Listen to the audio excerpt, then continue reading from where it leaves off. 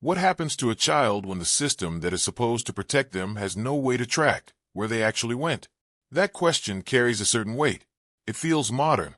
It feels like something that belongs in a recent investigation, a government audit, a newspaper series about a broken agency that failed the people it was meant to serve. But this question does not belong to the present.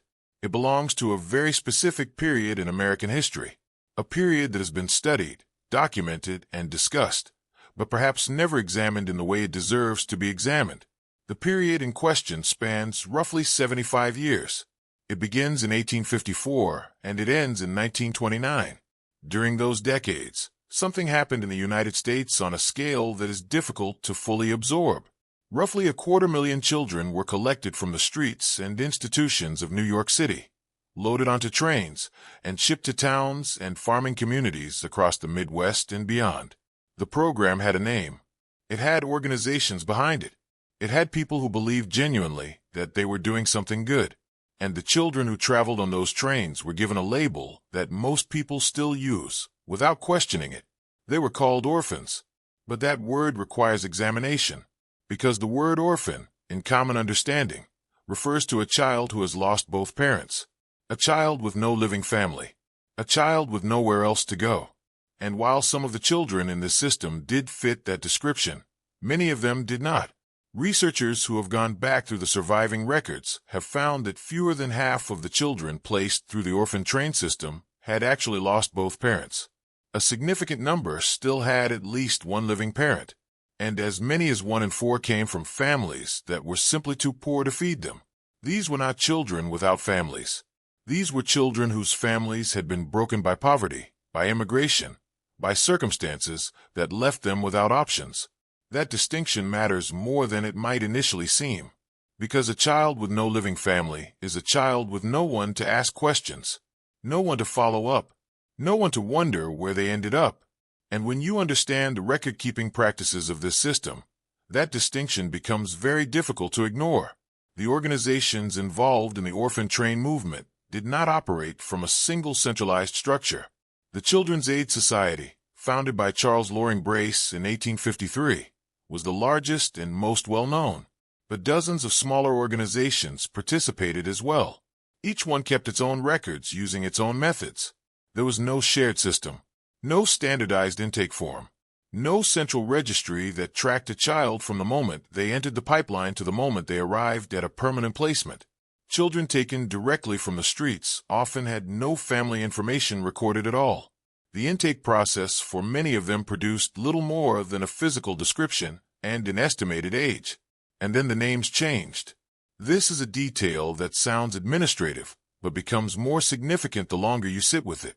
Children entering the system frequently had their names changed at intake, then changed again at placement, then sometimes changed a third time by the receiving family who wanted the child to fit into their household without the complications of a different surname. Siblings were separated and sent to different states under different last names.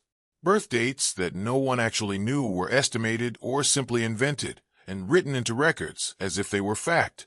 Religious backgrounds were reassigned. A child who entered the system as Catholic might be placed in a Protestant home with a Protestant name and no documentation of what they had been before. The National Orphan Train Complex, which now serves as the primary historical organization maintaining records from this period, openly acknowledges that records regarding the numbers and names of children placed have been lost or destroyed. That acknowledgement is important. It is not a minor administrative footnote. It is a statement from the institution responsible for the historical record, confirming that the historical record has significant holes in it. The New York Foundling Hospital, one of the major organizations involved in child placement during this era, sealed its records entirely. Descendants of people who passed through that system contact the Foundling today and receive non-identifying letters in response. No original documents, no names, no specifics. This raises questions that do not resolve easily. Records get lost. Institutions make mistakes. Files deteriorate. Those are normal historical realities. But there is a difference between losing paperwork and losing identities. Paperwork is a document. An identity is a person. When a system loses track of where individual children actually went, that is a different category of problem. And it is a problem that connects directly to something else that was happening in New York City during the same decades. The dime museum industry is not something most people think about when they think about the 1880s and 1890s, but it was a significant part of urban American life during that period. These were entertainment venues with cheap admission prices, designed to attract working-class audiences who wanted something to see and talk about. They were clustered in cities, and New York was the center of the industry. The Bowery District alone had multiple competing museums, and the exhibit that drew the most consistent attention, the one that brought audiences back and generated the most revenue, was the Human Oddity display. People with unusual physical characteristics exhibited for paying crowds. The economics of this industry were straightforward, and they were substantial. Top performers earned hundreds of dollars per week during a period when most American workers earned a few dollars. The financial incentive to find and sign unusual performers was serious, and the industry did not wait for performers to come to them. Agents traveled. They went to rural communities after hearing rumors about someone whose height or size or physical condition made them unusual. A documented example involves a young woman named Ella Ewing, who was approached by an agent named Louis Epstein after word spread about her exceptional height. Epstein traveled specifically to find her. He offered her family more money than they could earn in 5 years of farming. Her father initially refused, but the economics eventually won. That example is important precisely because it is documented. Ella Ewing had parents. She had a community. She had a Baptist church in a hometown and people who knew her name. Her story survived because there were people invested in preserving it. The negotiation happened in the open. The contract existed. The record was kept. But this is where it becomes unclear, because the same industry that recruited so openly and aggressively from documented populations also put hundreds of performers on display whose origins were never recorded at all. A Syracuse University professor who spent decades studying the sideshow industry noted that for many of the people in these acts, there are simply no written records, just the photographs. That observation is not a minor detail. It describes a pattern across an entire industry. Performers exhibited publicly, photographed commercially, seen by thousands of paying audience members, and yet possessing no verifiable origin story beyond whatever name and biography a promoter invented for them. Charles Eisenman operated a photography studio in the Bowery during the 1880s and 1890s. His studio produced the majority of known portraits of sideshow performers from this period. Those photographs still exist. They show individuals marketed under names assigned by promoters. Fabricated biographies printed on pitch cards sold to audiences as souvenirs. The Ohio Fat Boy, the Circassian Beauty, the Young Prodigy. Names that came from nowhere. Histories that were constructed rather than recorded. And behind each of those constructed identities, a real person whose actual background was either never documented or was documented somewhere that can no longer be accessed. Eisenman's studio was in the Bowery. The Children's Aid Society operated from Lower Manhattan. The New York Foundling Hospital operated from the Upper East Side. These locations were not distant from each other. They existed within the same city, within walking distance of the same streets, during the same peak decades. That geographic proximity does not establish a connection between the two systems, but it makes the question of whether those systems ever intersected a reasonable one to ask. And it is a question the existing historical record does not cleanly answer. The sideshow industry had a documented history of sourcing performers from vulnerable populations, people in institutions, people without family advocacy, people whose absence would not prompt investigation. That history is not speculative. It shows up in the documented cases, in the records that do exist. Conjoined twins were purchased and exhibited as children. Individuals from poverty-stricken backgrounds were signed to contracts their families barely understood. The industry understood that people without protection were easier to work with than people who had lawyers and communities behind them. That is not an accusation. That is simply the pattern visible in the cases that were recorded. And just blocks away, a parallel system was processing thousands of children per year. Children with no family advocacy. Children whose names had been changed. Children whose origins had been either never recorded or deliberately simplified to the point of uselessness. Children who had been assessed at intake for what their bodies could do. Strong boys went to farms. Capable girls went to kitchens. That sorting was standard practice. It is described in the documentation from the very first orphan train expedition in 1854. But the sorting raises a question that the official historical record does not address directly. What happened to children whose bodies fell outside those categories? Children whose physical characteristics were unusual in ways that did not match what a farming family was looking for? In a system with no centralized oversight, no reliable outcome tracking, and no mechanism for following up on individual placements, that question does not have a clean answer. The institutions involved give the same response when asked about gaps in their records. The information is unavailable. Privacy laws prevent disclosure. The records do not exist in accessible form. Those answers may be entirely accurate. Incomplete records and sealed archives are real phenomena with real explanations. But unavailable is not the same as non-existent. And the consistency of that response across multiple institutions covering the same period creates an uncertainty that is difficult to simply set aside. 2 million Americans alive today are estimated to descend from orphan train riders. For a significant number of those descendants, the family history reaches a point where it simply stops.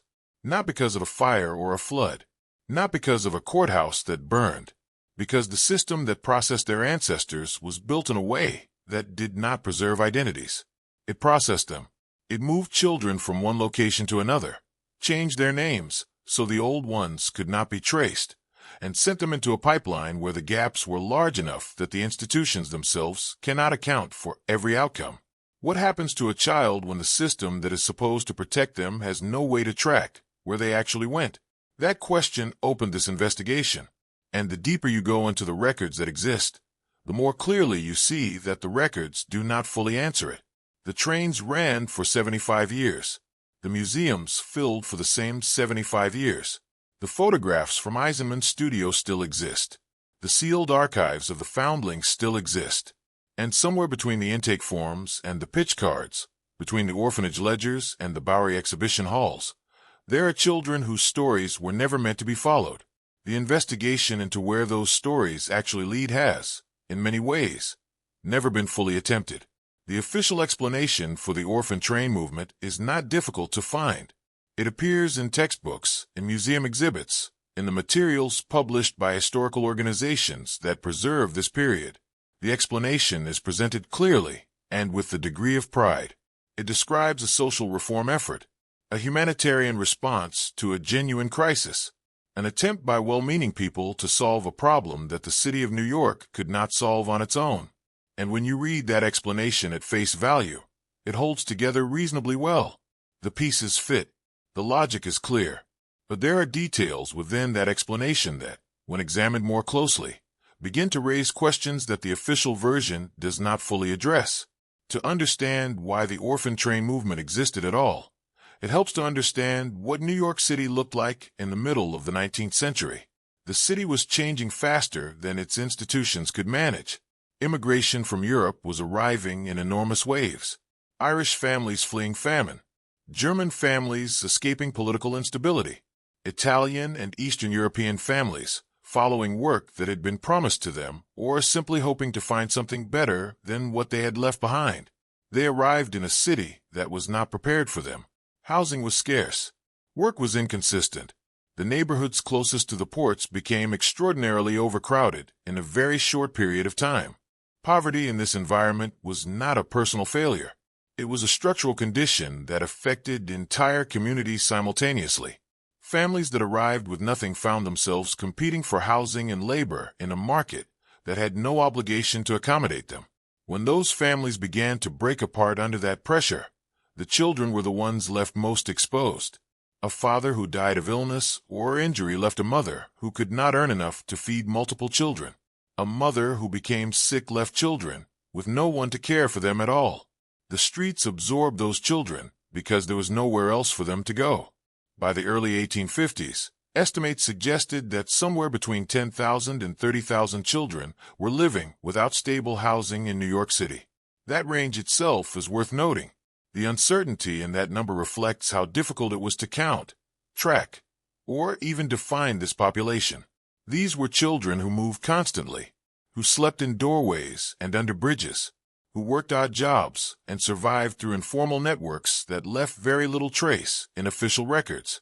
They existed at the edges of the documented world, and that invisibility, as we will see, becomes relevant later in this investigation. Charles Loring Brace was a young minister when he began paying serious attention to this population. He had studied theology and had a genuine concern for social conditions. But his approach was also shaped by a particular set of beliefs about what these children needed and where they would thrive. Brace believed that the urban environment itself was part of the problem. The city, in his view, was a place of corruption and temptation. Rural life, by contrast, offered clean air, hard work, moral structure, and the stabilizing influence of family. His solution emerged from those beliefs. If the children could not be helped in the city, they should be removed from it entirely. The Children's Aid Society was founded in 1853. Within a year, the first organized group of children was being prepared for transport. The process had a certain logic to it. Children were gathered from the streets and from institutions, like poorhouses and shelters. They were cleaned up. Donated clothing was found for them. Efforts were made, where possible, to give them a presentable appearance. Then they were placed on trains headed west. At each town along the route, a stop was made. The children were brought off the train and presented to the local community. Families who wanted a child could come forward and make a selection. That selection process is where the official explanation begins to feel incomplete. The language used at the time described these events as placements or distributions. Children were presented to prospective families who would inspect them and decide whether to take one home. The boys were promoted for their physical strength and usefulness around a farm. The girls were described as capable of housework and domestic tasks. That language is in the historical record. It comes from the agents who organized and supervised these events. And while it reflected the practical realities of what rural families were looking for, it also established something important about how these children were being categorized. They were being evaluated by what their bodies could contribute. That detail sounds minor at first, until it is examined more closely. The program grew steadily after that first expedition. The Children's Aid Society was not the only organization involved for long. The New York Foundling Hospital began its own placement program. Catholic organizations joined the effort, partly in response to concerns that Protestant-led groups were placing Catholic immigrant children in Protestant homes without regard for their religious background. The Society for the Protection of Destitute Roman Catholic Children was founded in 1863 specifically because of those concerns. The fact that a separate organization had to be created to address this issue suggests that the original system was not carefully tracking religious background as part of its placement process. That is one of the early signs that the documentation within this system had gaps that were not simply administrative accidents. Churches became involved in the receiving communities as well. Local ministers and community leaders helped organize the distribution events. Towns along the train routes developed reputations as regular stops on the circuit. Families who had taken children in previous years sometimes came back for another. The system developed a rhythm and a structure over time, and the organizations involved began to describe it in increasingly positive terms. It was progressive. It was charitable. It was a model for how society could address child poverty. 2 orphan train riders eventually became state governors, Andrew Burke in North Dakota and John Brady in Alaska. Those outcomes were cited repeatedly as evidence that the program worked. The first problem with the official explanation does not appear immediately. It takes a moment to surface.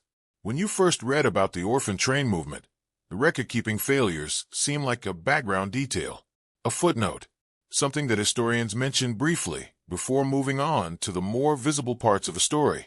But the more carefully you look at what those record-keeping failures actually involved, the harder it becomes to treat them as a minor issue, because the problem was not that records were lost. The problem was something more fundamental than that, and understanding that difference is important before anything else in this investigation can be properly examined. Most large institutions from the 19th century have incomplete records. That is expected. Paper deteriorates. Buildings burn. Filing systems from that era were nothing like what exists today. When researchers encounter gaps in historical documentation, the default assumption is that time and circumstance are responsible. A flood, a fire, a move to a new building, a period of financial difficulty that led to staff reductions and neglected archives. Those explanations account for a great deal of what is missing from 19th century records across many different kinds of institutions. And they are legitimate explanations in many cases, but they are not sufficient explanations for what happened with the orphan train system, because the gaps here were not created by external events. They were built into the structure from the beginning. To understand what that means, it helps to look at how the system was actually organized.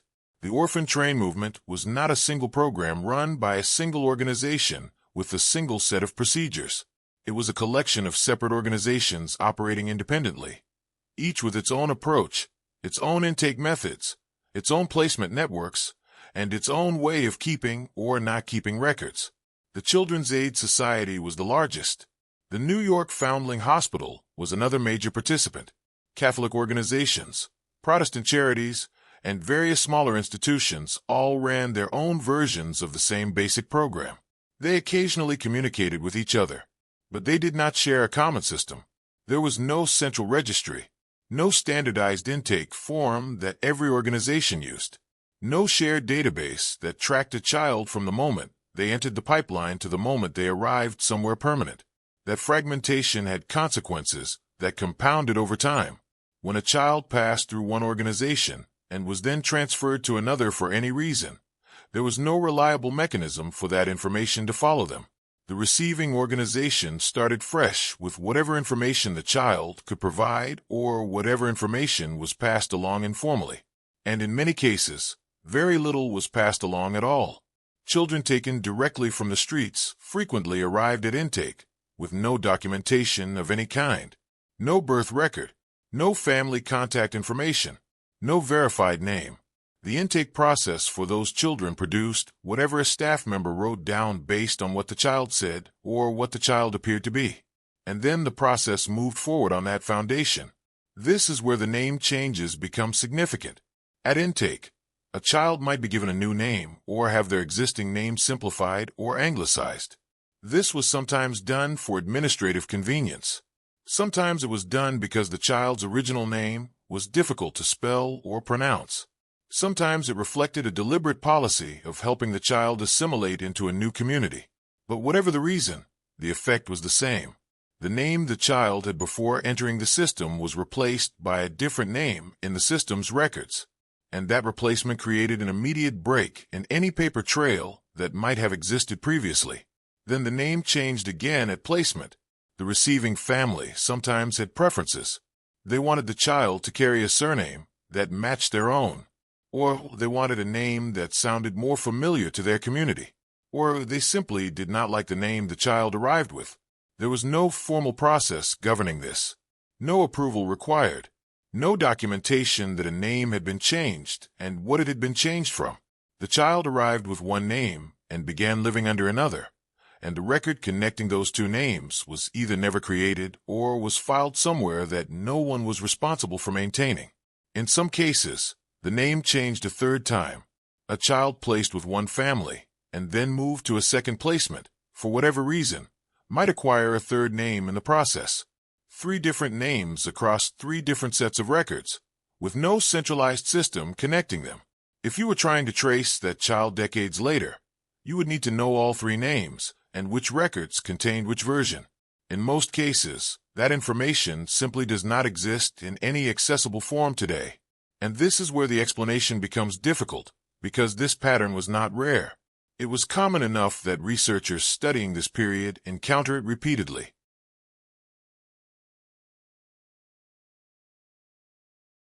The sibling separations added another layer to this problem.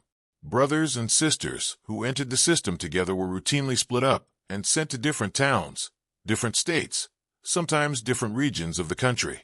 Each sibling was placed under whatever name the receiving family preferred. The connection between them existed in theory, in the memory of the children themselves, but rarely in documentation that either organization maintained in any consistent way. 2 siblings could enter the same building in New York on the same day, and within months, be living under different names in different states with no official record linking them to each other or to the family they had come from. Birth dates present a similar issue. For children taken from the streets with no documentation, birth dates were unknown. The intake process required some date to be entered into whatever record was being kept. So dates were estimated based on physical appearance, or they were invented, or they were approximated with phrases like approximately 8 years of age that were then converted into a specific date for administrative purposes. That invented date then became the official birth date in the child's record. It followed them through placements.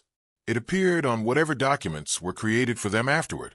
The actual date of birth, if it had ever been recorded anywhere, was no longer connected to the child in any traceable way. Religious background was handled similarly. The organizations involved had their own religious affiliations, and those affiliations influenced placement decisions in ways that were not always transparent. Catholic clergy raised formal objections to the Children's Aid Society specifically because Catholic immigrant children were being placed in Protestant homes. The objections were serious enough that a separate organization, the Society for the Protection of Destitute Roman Catholic Children, was founded in 1863 to address the problem. But the fact that this organization had to be created suggests that by that point, a significant number of placements had already occurred without careful attention to the child's religious background. That detail sounds minor at first, until you consider what it implies about how carefully other aspects of a child's identity were being preserved during the intake and placement process.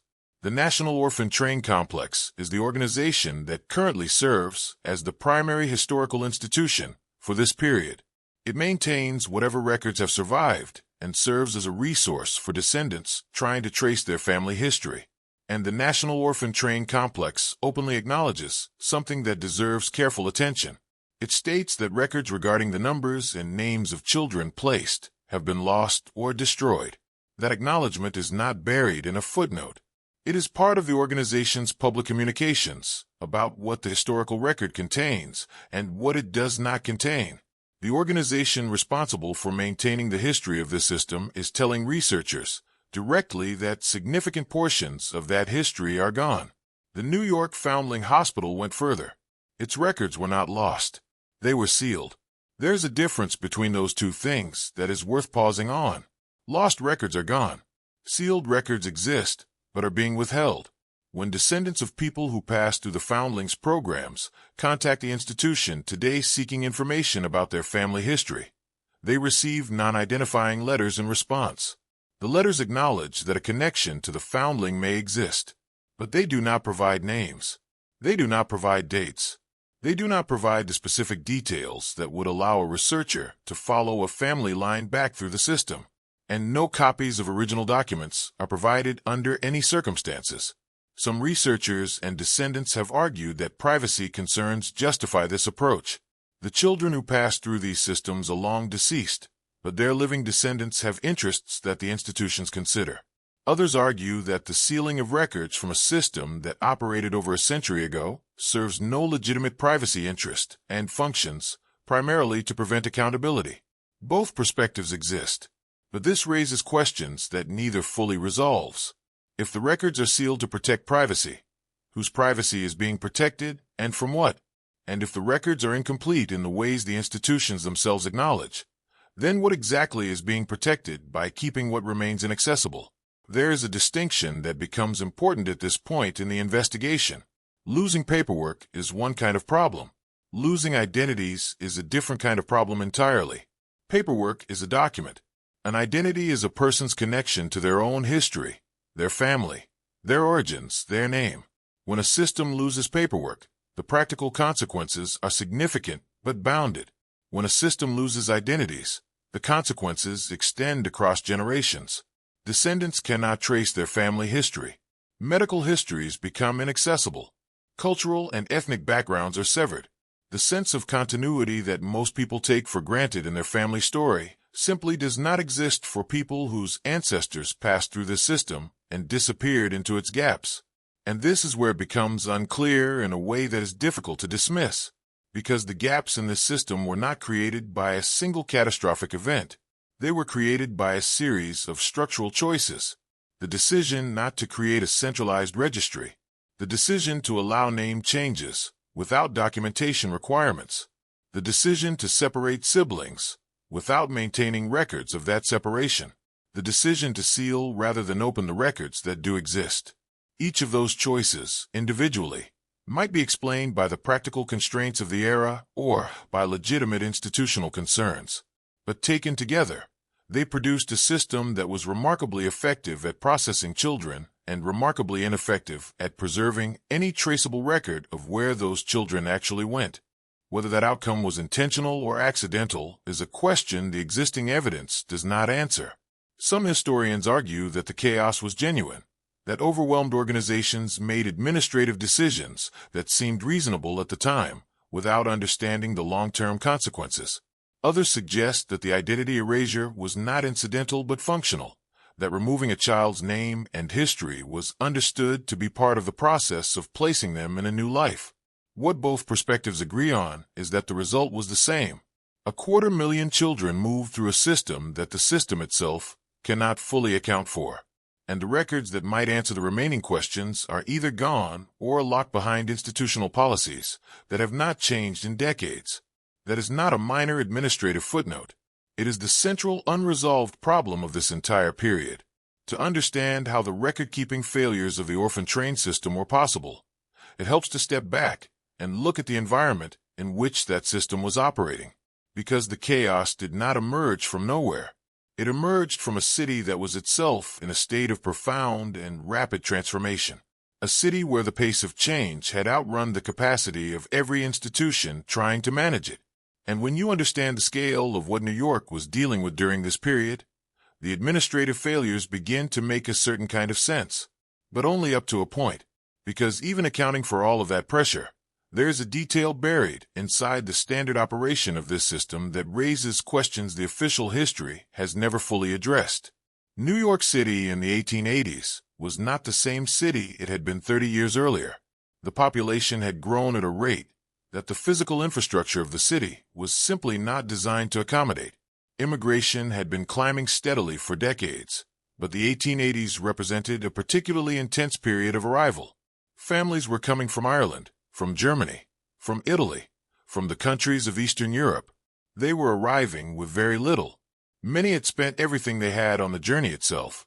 They arrived in a city where they did not always speak the language, where they had no established community to absorb them, and where the available housing was concentrated in neighborhoods that were already beyond their intended capacity.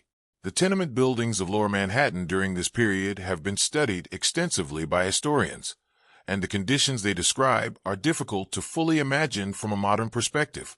Buildings that had been constructed for a handful of families were subdivided repeatedly to fit as many paying tenants as possible. Rooms that received no natural light, shared water sources serving dozens of households, sanitation systems that were wholly inadequate for the density of people depending on them.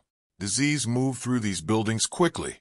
A family that arrived in reasonable health could find itself devastated within a year simply by the conditions of where they were forced to live. In that environment, family stability was fragile in ways that went beyond individual circumstances.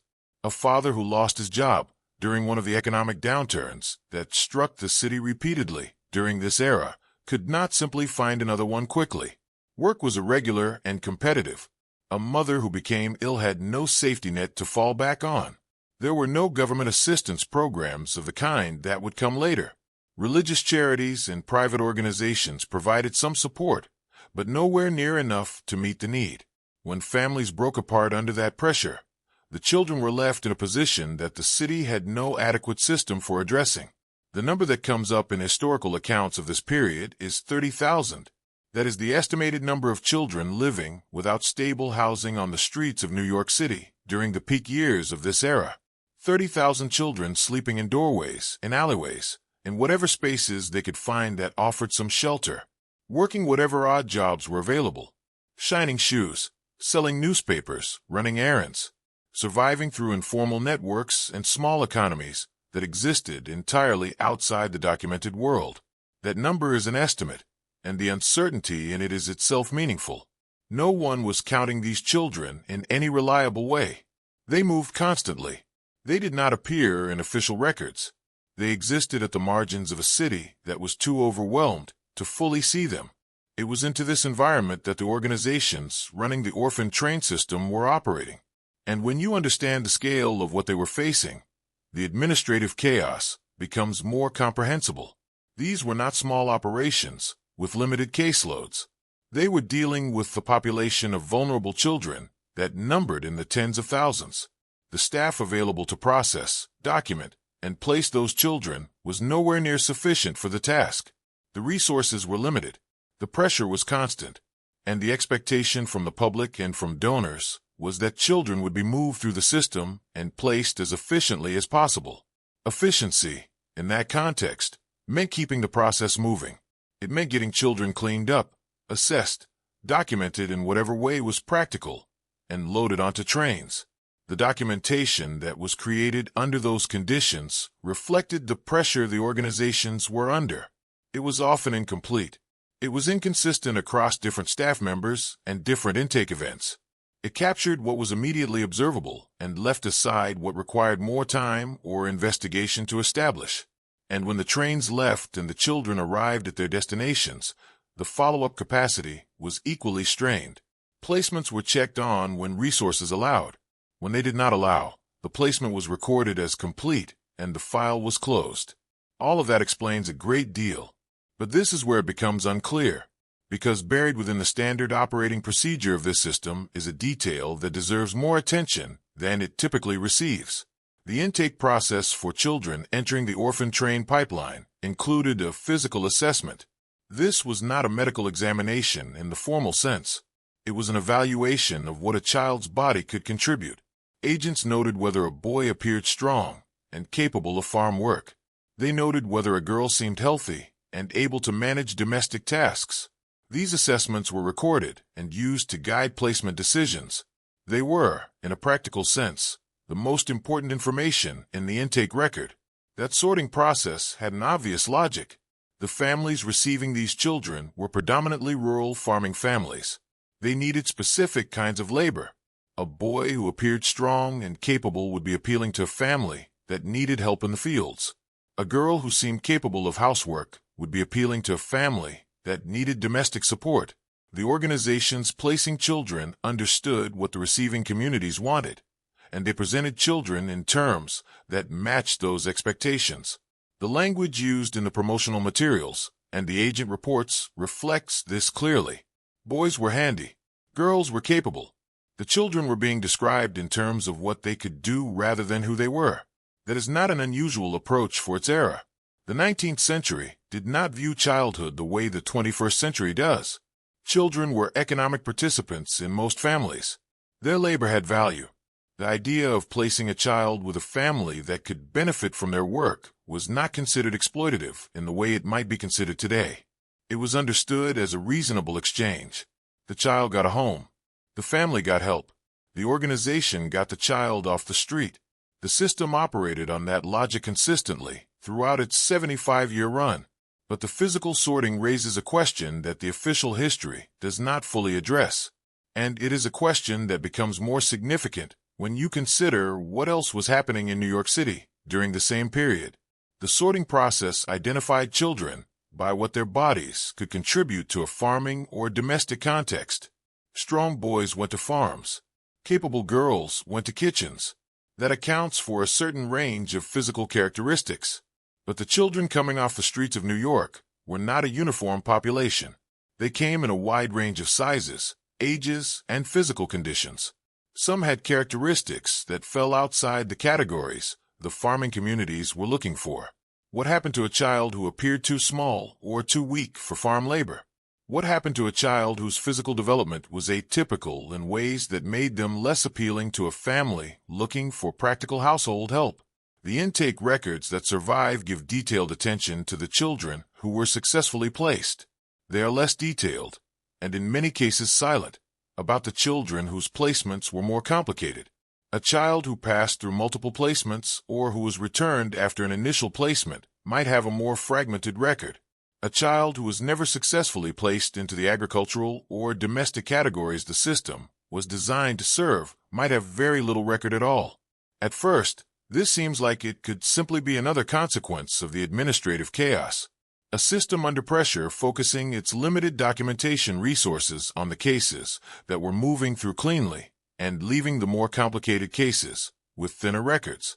That explanation is plausible, but there is a problem with stopping the analysis there, because the 1880s were also the peak years of another industry operating in the same city, an industry that had a very specific interest in unusual physical characteristics, an industry that was paying serious money to find and display people whose bodies did not fit the standard range, and that industry was not operating far away from the orphan train organizations.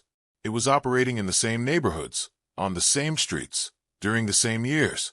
The dime museum and sideshow industry of the 1880s was economically significant in ways that are easy to underestimate from a modern perspective. These were not fringe operations. They were mainstream entertainment venues that attracted large-paying audiences. The performers they sought were people whose physical characteristics made them unusual enough to generate public interest. Giants, little people, people with conditions that affected their size or proportions in ways that audiences found remarkable. The demand for such performers was consistent, and the financial rewards for finding them were substantial. The industry recruited actively. It sent agents into communities. It followed rumors. It offered money that rural families in difficult circumstances found difficult to refuse. That recruitment pattern is documented in the cases where families had enough standing to negotiate openly and leave a record of the negotiation. Those cases are the ones that historians can trace. But they are not the only cases. They are simply the ones where the documentation survived because the people involved had advocates and community connections that made preservation more likely. And here is where the question that the official history does not answer becomes more difficult to set aside. The orphan train system was physically sorting children by what their bodies could do. It was operating in a city where an industry existed that assigned high financial value to bodies with unusual characteristics. It was processing children who had no family advocates, no community connections, and no reliable paper trail.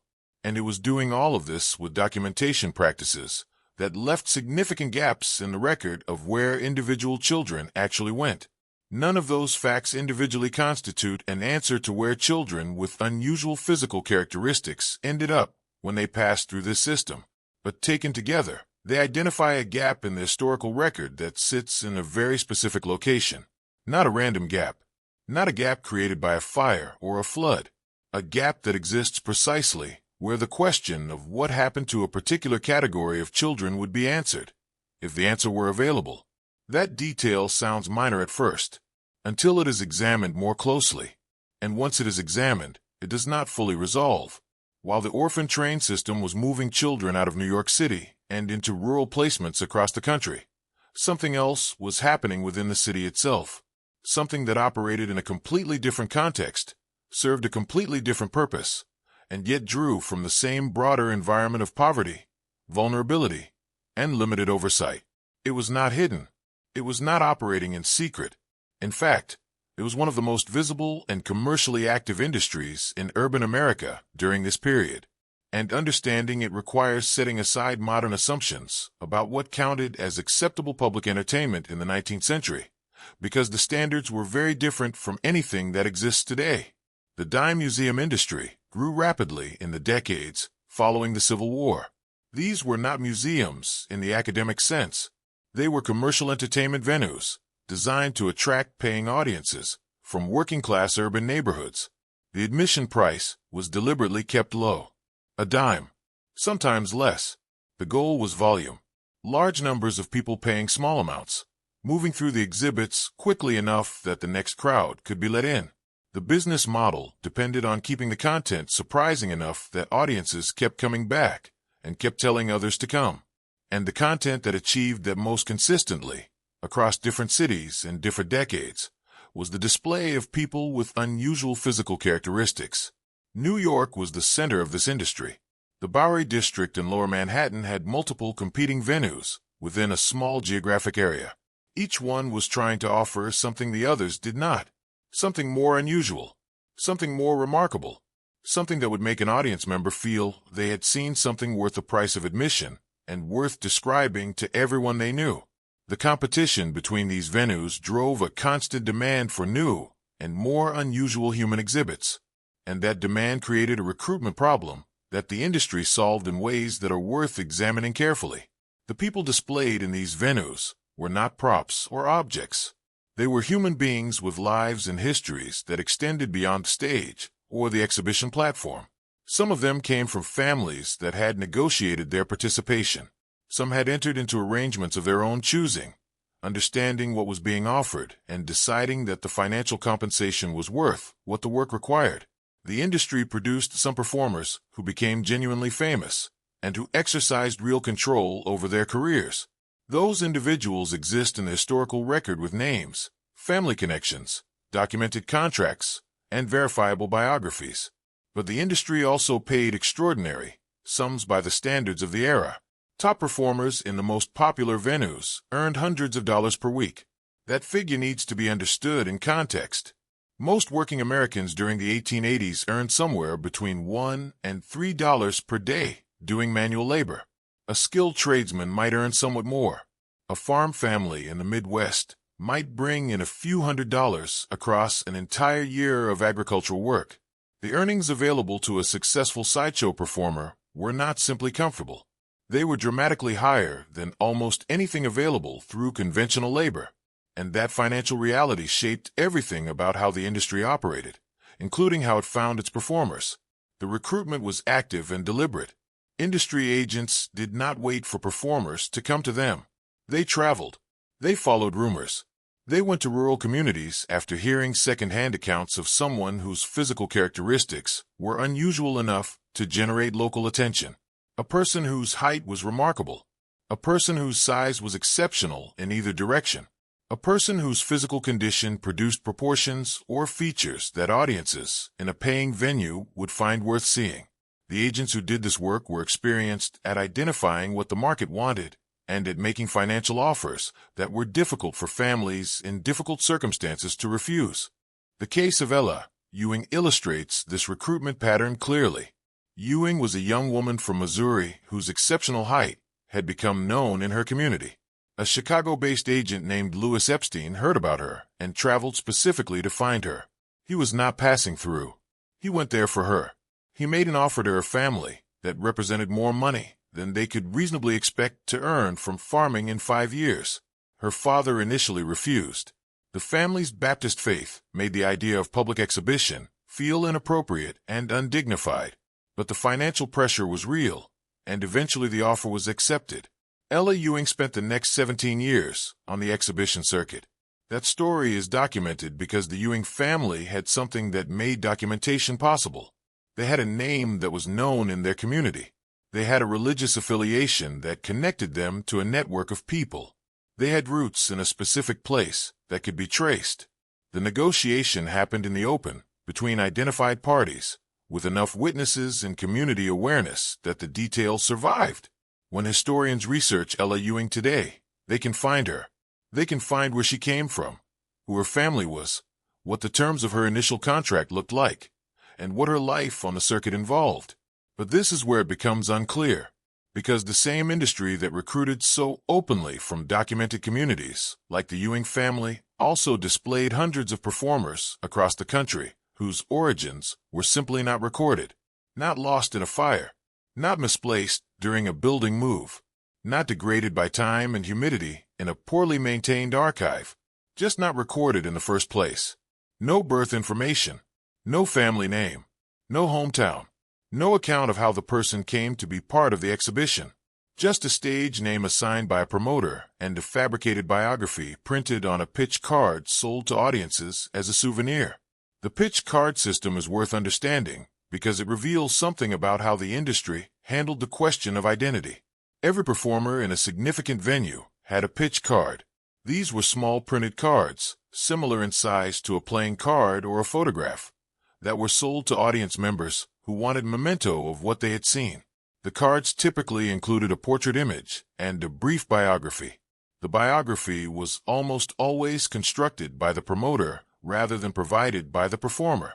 It included a name, a place of origin, sometimes an age, and whatever narrative the promoter felt would make the performer seem most interesting to a paying audience. These invented biographies served an entertainment purpose. A performer marketed as the Ohio Giant had a built-in story that audiences could attach to what they were seeing. A performer described as coming from a remote foreign region had an air of mystery that increased the appeal. The factual accuracy of these biographies was not the point. The point was the story. And because the story was invented anyway, the question of what the performer's actual background was became commercially irrelevant to the venue. The real name, the real place of origin, the real family connection, none of that was necessary for the business to function. And so, for many performers, none of that was recorded. At first, this seems like it could be explained simply by the commercial priorities of the era. The industry was selling entertainment, not biography. The audiences were not researchers. They were not going to follow up on whether the printed card matched reality. So why spend time and resources creating accurate records that served no commercial purpose? That explanation is reasonable as far as it goes, but there is a problem with accepting it as a complete answer, because the absence of origin records is not uniformly distributed across all performers in this industry. The performers with documented families and community connections have records. The performers without those connections frequently have nothing. The gap follows a pattern, and that pattern is where the question becomes difficult. The performers who had family advocates, who came from communities that knew them, who had someone invested in tracking their whereabouts and well-being, those individuals can be traced. Their stories can be reconstructed. Their origins can be verified. The performers who lack those connections are the ones who exist in the historical record only as stage names and fabricated biographies. The difference between those two groups is not primarily about record-keeping practices within the industry. It is about whether anyone outside the industry had reason to ask questions and the standing to get answers. A family that knew their daughter had entered the exhibition circuit could contact the venue. A community that knew someone had been recruited could follow up if something seemed wrong.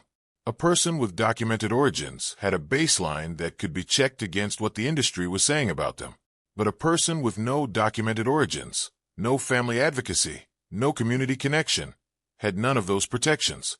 Whatever the industry said about them was the only version of their identity that existed in any accessible form. And if that version was entirely invented, there was nothing to contradict it. This raises a question that the industry's own records do not answer. Where did the performers without documented origins come from? The industry's recruitment network reached into rural communities and found people like Ella Ewing. That is documented. But the scale of the industry's demand for performers was larger than what that documented recruitment could have supplied on its own. The Bowery District alone had multiple competing venues simultaneously. Traveling shows were expanding their rosters. The appetite for unusual human exhibits was growing throughout the 1880s and 1890s, which were the peak years for the industry overall. The demand was consistent and substantial. And in the same city, during the same peak years, a parallel system was processing thousands of children annually. Children with no family advocates. Children whose names had been changed and whose origins had been deliberately simplified or erased. Children who had been assessed at intake specifically for their physical characteristics. Children who, if they disappeared into a different kind of pipeline entirely, might leave behind exactly the kind of documentation gap that characterizes the undocumented performers in the exhibition industry. That parallel is not proof of a connection, but it is a parallel that does not fully resolve when examined carefully. The question of where the undocumented performers came from is one the existing historical record cannot answer cleanly. The industry did not keep the kind of records that would answer it. The organizations operating in proximity to the industry did not keep records that would answer it either. What remains is the gap itself. Hundreds of performers, thousands of exhibition appearances, audiences that paid to see them, photographs that were taken and sold commercially, and behind all of that visibility, origins that simply cannot be traced. That detail sounds minor until it is placed alongside everything else happening in the same city during the same years. At that point, it becomes a question that the official history of this period has never fully addressed. And the answer, if it exists at all, is somewhere in the records that remain sealed or in the records that were never created in the first place. There is a researcher whose work keeps coming up when historians examine the sideshow industry seriously. His name is Robert Bogdan. He was a professor at Syracuse University, and he spent a significant portion of his academic career studying the exhibition of people with unusual physical characteristics in 19th and early 20th century America. His research was thorough. It drew from archives, from surviving promotional materials, from the photographs and pitch cards that still exist in collections across the country. And after decades of that work, he arrived at an observation that is simple to state but difficult to move past once you have heard it. For many of the people in these acts, Bogdan noted, there are no written records, just the photographs. That observation was not made as an accusation. It was made as a factual description of what the historical archive contains and what it does not contain. Bogdan was describing the state of the evidence as he found it after years of careful research. And the state of the evidence is this. Hundreds of performers were exhibited publicly across America throughout the latter half of the 19th century and into the early 20th. They were seen by millions of paying audience members. Their images were reproduced commercially on a significant scale. Their stage names were printed on cards that were sold as souvenirs. And for a substantial portion of those performers, the historical record contains nothing beyond those images and those invented names. No documented place of origin. No family name that can be verified. No account of how they came to be part of the exhibition circuit at all. To understand why that observation matters as much as it does, it helps to think about what documentation normally follows a person through their life. Even in the 19th century, before the administrative systems of the modern era existed, people left traces. Birth records were kept by churches and civil authorities. Census records capture household members at 10-year intervals. Land records, tax records, marriage records, death records. These documents are imperfect and incomplete by modern standards, but they exist in sufficient quantity that historians can usually reconstruct at least the basic outline of a person's life, if that person had any connection to an established community. A name, a place, a family. Those things anchor a person to the documentary record in ways that make them traceable across time. The performers in the sideshow industry who came from documented backgrounds can be traced. Their family connections can be found in census records. Their places of origin can be verified against the promotional materials that describe them. When a performer's stage biography said they came from a particular state or region, and when that performer actually had roots in that place, the claim can be checked and confirmed. Those performers exist as real historical individuals whose stories can be told with reasonable accuracy. But they are not the majority of the performers Bogdan was describing. They are the portion of the population for whom documentation happened to survive. The rest are represented only by images. Charles Eisenman operated a photography studio on the Bowery in New York City. His studio was active during the 1880s and 1890s, which were the peak years for both the dime museum industry and the orphan train movement. Eisenman specialized in photographing sideshow performers. He was not the only photographer working in this area, but he became the primary one.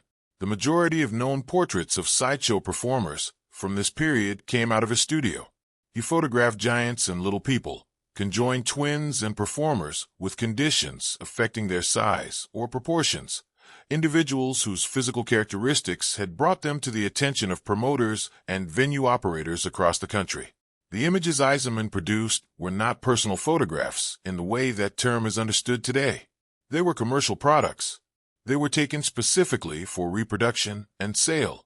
The pitch card format meant that each image would be printed in quantity and sold to audience members who wanted a souvenir of the performer they had just seen. The image was accompanied by text that described the performer, gave their stage name, provided some version of their origin story, and added whatever details the promoter felt would make the card more appealing to buyers. Those cards were produced by the thousands. They circulated widely. Some of them still turn up in antique markets and private collections today. When you look at those cards now, a pattern becomes visible that Bogdan's observation helps explain. The performers with documented family backgrounds have cards whose text, even allowing for promotional embellishment, contains verifiable elements. The general region of origin matches what census records show. The name has some connection to an actual family name that appears elsewhere in the documentary record. The basic facts, underneath the promotional language, have a foundation in something real. But for a significant number of performers, the text on the card has no such foundation. The Ohio Fat Boy, the Circassian Beauty, the Young Prodigy. These names were constructed by promoters to serve a marketing purpose. They described a type rather than a person. And the person behind the type, the actual human being who stood in Eisenman's studio and sat for the portrait, has no verifiable history that connects to those words. That detail sounds minor at first. Promotional exaggeration is expected from an entertainment industry. Invented biographies are a well-understood commercial technique.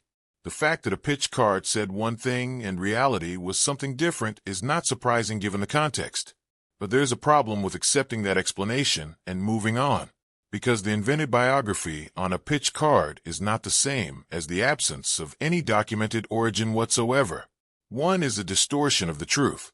The other is an absence of any traceable truth at all. And the performers in the second category, the ones for whom no documentation exists beyond the promotional materials, are the ones whose presence in the historical record raises questions that the existing archive cannot answer. Eisenman's studio was located on the Bowery. That is a specific geographic location in Lower Manhattan. And when you map the other institutions that were operating in the same area during the same years, something becomes worth noting. The Children's Aid Society, the primary organization behind the orphan train movement, operated from Lower Manhattan. The New York Foundling Hospital operated from the Upper East Side, a short distance away. The dime museum venues clustered in the Bowery district were within walking distance of the organizations processing thousands of children annually with minimal documentation and no centralized tracking system. These were not distant institutions operating in separate worlds. They shared a city. They shared a neighborhood. They shared a decade. That geographic overlap does not establish a connection between the two systems. Proximity is not evidence. Two institutions can operate in the same blocks for the same years without having any meaningful relationship to each other. That is an important caution to maintain. But the geographic overlap does make the question of whether these systems ever intersected a reasonable historical question rather than a speculative one. When two industries operating in the same physical space during the same period both show the same pattern of undocumented individuals, both change the names of the people passing through them, and both drew from the same broadly vulnerable urban population, the question of whether those patterns are entirely independent becomes harder to dismiss without examination. The name assignment practice is worth examining more closely as a point of comparison. The orphan train system changed children's names as a standard part of intake and placement. A child arrived with a name and left with a different one. The sideshow industry assigned stage names to performers as a standard part of their professional identity. A performer arrived with whatever name they had and was given a different one by the promoter. In both systems, the name the person had before entering the system was replaced by a name the system assigned. And in both systems, the connection between the original name and the assigned name was either poorly documented or not documented at all. The parallel is structural. It is not proof of coordination, but it describes two systems that produce the same outcome by different means. The photographs that survive from Eisenman's studio are now held in various collections. Some are in academic archives. Some are in private collections. Some have been digitized and are accessible to researchers online. They represent one of the most significant visual records of the sideshow industry from its peak period. And they are, as Bogdan observed, frequently the only record that exists for the individuals they depict. The image exists. The stage name exists. The fabricated biography on the pitch card exists. And behind all of that, nothing traceable. No documentary thread that leads back to a family, a community, a place of origin, a life before the stage name was assigned. Researchers who have tried to trace individual performers from these photographs describe encountering the same situation repeatedly. The image is clear. The person depicted is identifiable. But the moment you try to look behind the stage name, the trail goes cold. Census records do not match. Family names cannot be found. The place of origin printed on the card cannot be verified. It is as if the person's history began at the moment they entered the exhibition circuit, and nothing before that point was preserved anywhere that a researcher can reach. However, the timeline does not fully match a simple explanation of administrative carelessness. The peak years for Eisenman's output were the same years that the orphan train system was processing its highest volume, the same years that the dime museum industry was expanding most aggressively, the same years that New York City had the largest number of undocumented, unprotected children on its streets. All of those peaks align in the same decade. That alignment could be coincidental. Large systems operating in the same environment during the same period often develop similar patterns without being directly connected. That is a legitimate historical caution. But the question that Bogdan's observation leaves open is a specific one. For the performers with no documented origins, the ones who exist in the historical record only as images and invented names, where did they come from before the stage name was assigned? The industry's recruitment network is documented in the cases where families had the standing to negotiate openly. Those cases show agents traveling to find specific individuals, making financial offers, entering into arrangements that left some kind of record. But the performers, without documented origins, did not come through that visible recruitment path. Or if they did, no record of that path was created or preserved. And the question of what path they did come through is one the existing historical archive does not answer. That question sits at the intersection of two systems that historians have studied separately and thoroughly. The orphan train system has its own substantial literature. The sideshow industry has its own substantial literature.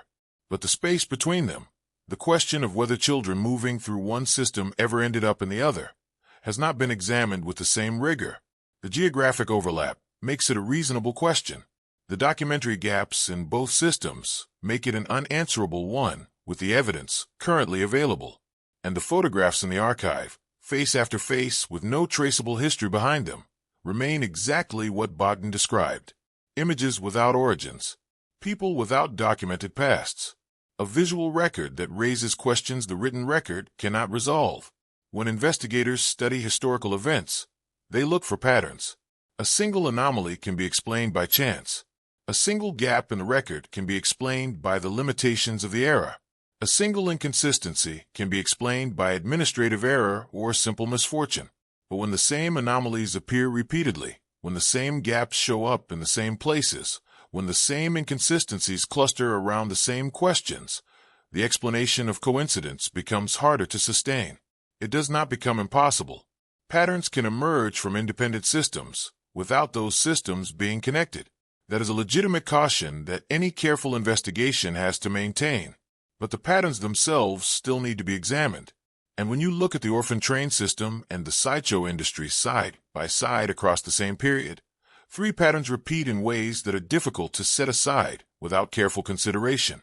The first pattern is name erasure. It appears in both systems, and it appears as standard practice rather than as an occasional exception. In the orphan train system, the changing of children's names was built into the intake and placement process from the beginning. A child arrived at an organization with whatever name they had been given at birth or had been called on the streets. That name was frequently replaced during intake. It was replaced again at placement, when the receiving family chose to give the child a name that fit more naturally into their household. And in some cases it was replaced a third time when a child was moved from one placement to another. Each change created a break in whatever documentary thread might have existed. Each change made it harder to trace backward from the name the child was known by at the end of the process to the name they had carried at the beginning. The sideshow industry did the same thing through a different mechanism. Performers entering the exhibition circuit were given stage names by their promoters. These names were commercial decisions.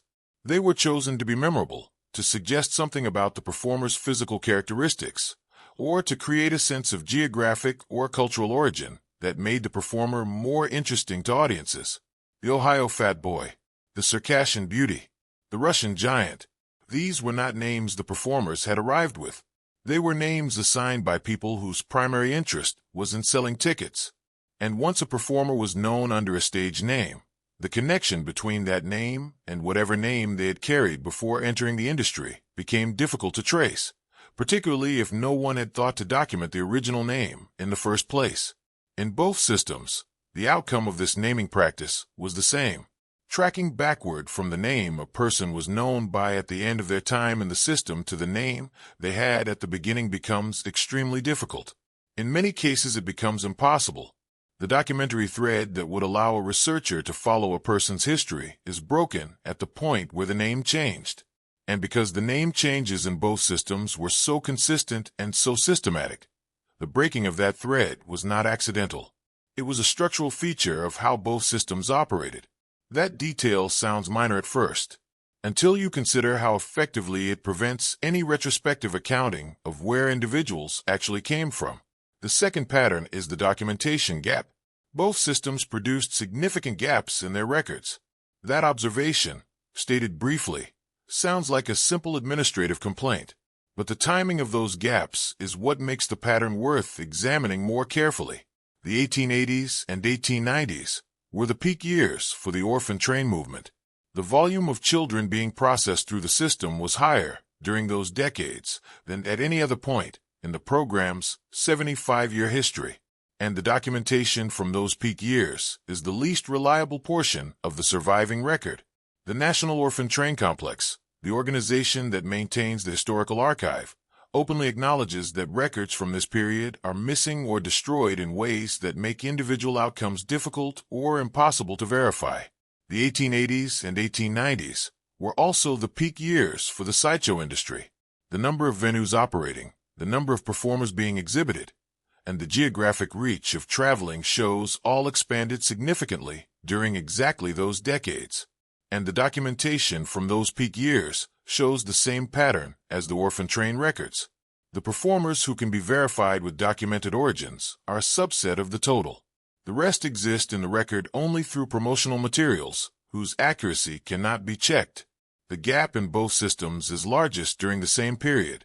Both systems were processing their highest volume of individuals during the years when their record-keeping was least reliable. That parallel does not prove a connection, but it raises questions about whether two independent systems would produce identical patterns of documentary failure at identical moments in time. The third pattern is physical sorting. This one is perhaps the most specific of the three, and it is the one that requires the most careful handling because it involves making a comparison between two very different kinds of evaluation. But the comparison is worth making precisely because of how different the contexts are. The orphan train system evaluated children at intake for what their bodies could contribute to rural agricultural life. Boys were assessed for strength and suitability for farm work. Girls were assessed for health and capacity for domestic tasks. This sorting was explicit. It was described in the language agents used to present children to prospective families. Children were categorized by what their physical condition suggested they could do. The sideshow industry evaluated potential performers for what their bodies could generate in terms of audience interest and ticket sales. A person whose height was exceptional had value in one category. A person whose size or proportions fell outside the standard range had value in another. The evaluation was commercial rather than agricultural, but the underlying structure was similar. Physical characteristics were being assessed and assigned economic value. Bodies were being sorted into categories based on what they could produce. In the orphan train system, production meant farm labor or domestic service. In the sideshow industry, production meant audience revenue. The language was different. The purpose was different. But the practice of evaluating children and individuals by physical characteristics and routing them accordingly was present in both systems simultaneously. This is where it becomes unclear in a way that the coincidence explanation struggles to fully absorb. Two systems, same city, same peak decade, both changing names as standard practice, both producing documentation gaps largest during their highest volume years, both explicitly evaluating physical characteristics as part of their operational process, and both drawing from the same population of vulnerable, undocumented individuals in a city with tens of thousands of children living without stable housing or family protection. Each of those parallels has an individual explanation that does not require a connection between the two systems, but the accumulation of parallels begins to strain the coincidence explanation in ways that are worth acknowledging directly. There's a concept in historical research, sometimes called convergent evidence. It refers to the situation where multiple independent lines of evidence point toward the same area without any single line being sufficient to establish a conclusion on its own. No single piece of evidence here confirms that the orphan train system and the sideshow industry were directly connected. There's no document that records a transfer, no ledger entry that connects an intake form to a performance contract, no testimony from a contemporary observer who described seeing the two systems interact. That kind of direct evidence does not exist in the accessible historical record, and its absence is a significant fact that any responsible examination of this question has to acknowledge clearly. But the absence of direct evidence is not the same as evidence of absence, and this is where the explanation starts to feel insufficient, because the absence of documentation in this case is not simply the result of time and deterioration. It is the result of systems that were, by their own design and practice, poor generators of documentation for the individuals passing through them. A system that changed names, separated siblings, invented birth dates, and kept no centralized registry was not going to produce the kind of paper trail that would allow a researcher to follow an individual child from intake to outcome across institutional boundaries. A system that assigned stage names, invented biographies, and saw no commercial reason to document a performer's actual origins was not going to produce records that would allow a researcher to trace a performer back to a prior institutional involvement. Both systems were, in a structural sense, built against documentation, not necessarily intentionally, not necessarily as a coordinated strategy, but effectively. The documentation that would answer the most important questions about both systems is exactly the documentation that neither system was structured to create. And that parallel, the parallel of documentary design, rather than just documentary outcome, is perhaps the most significant of the three patterns, because it suggests that the gaps are not random. They are located in the same places for the same kinds of reasons. Historians who have studied this period from within either system tend to focus on the internal dynamics of the system they are examining. The orphan train literature focuses on the social reform context, the outcomes for placed children, the administrative failures of the organizations involved. The sideshow literature focuses on the performers, the cultural context of exhibition, the economics of the industry. The scholarship on both sides is thorough and valuable, but the scholarship has largely treated these as separate subjects. The question of whether they intersected has not received the same level of systematic investigation that each system has received individually. That gap in the scholarship is itself worth noting. It does not mean the intersection did not occur. It means the question has not been examined with the tools and rigor that would be needed to answer it. The patterns that emerge when the two systems are placed side by side are visible even without that dedicated examination. They raise questions that the existing scholarship does not address, and they raise those questions precisely in the areas where both systems are least able to provide answers. The name erasure pattern makes backward tracing difficult. The documentation gap pattern removes the records that would allow verification. The physical sorting pattern identifies the category of individuals most likely to move between systems if movement occurred. All three patterns point toward the same unresolved space. Some researchers would argue that the patterns are explicable by the shared social context of the era, rather than by any direct connection between the two systems. Both operated in a period when vulnerable individuals had limited legal protection. Both operated in a city where poverty created large populations of people with little institutional advocacy. Both developed practices that reflected the social attitudes of the time, rather than any coordinated strategy. That argument is reasonable. It cannot be dismissed, but it also cannot fully account for the specificity of the parallels or the consistency with which the gaps in both systems appear in exactly the places that would be most relevant if a connection existed. And this is where the explanation remains genuinely insufficient, not because the evidence establishes a conclusion, but because the evidence identifies a question that the current state of the historical record cannot cleanly answer. Most people who encounter the history of the orphan train movement think of it as something that ended a long time ago, a chapter from a distant era that has been studied, cataloged, and placed in its proper historical context. something that belongs to the past in a clean and final way. But there's a dimension of this history that does not stay in the past. It extends directly into the present. It sits in the family trees of living Americans in a way that makes this not simply a historical question, but a current one. And when you understand the scale of how many people are directly connected to this system, the question of what the system's records contain and who controls access to them stops being an academic matter entirely. The estimated number of Americans alive today who descend from orphan train riders is 2 million. That figure comes from genealogical research and demographic analysis of the populations affected by the program across its 75-year operation. 2 million is not a small number. It is not a footnote population. It represents a significant portion of the living American public with a direct biological connection to someone who passed through this system. And that means the gaps in the system's records are not simply gaps in a historical archive. They are gaps in the personal histories of 2 million people who are alive right now and who may be trying, or may someday try, to understand where their family came from. For many of those descendants, the family tree research hits the same wall in the same place. A great-grandparent or a great-great-grandparent appears in records at a certain point in time, in a certain location, under a certain name. And before that point, the trail simply stops. Not because a building burned down, not because a natural disaster destroyed a courthouse, not because the records from that period were generally lost in the way that records from some historical eras are generally lost. The trail stops because the information was either never created in the first place, or was created and then deliberately sealed, or was erased as a standard part of the process the child passed through. The wall these descendants encounter is not accidental.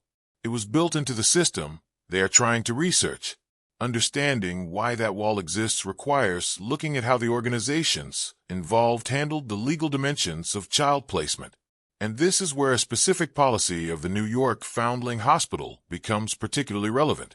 The Foundling was one of the major institutions involved in the orphan train movement. It placed thousands of children across the country during the peak years of the program, and its approach to the legal structure of those placements was distinct in a way that had lasting consequences for the documentary record. The Foundling deliberately avoided formal legal adoption in many of its placements. That decision had a stated rationale. Formal legal adoption transferred complete legal authority over a child to the receiving family and removed the placing organization from any ongoing role.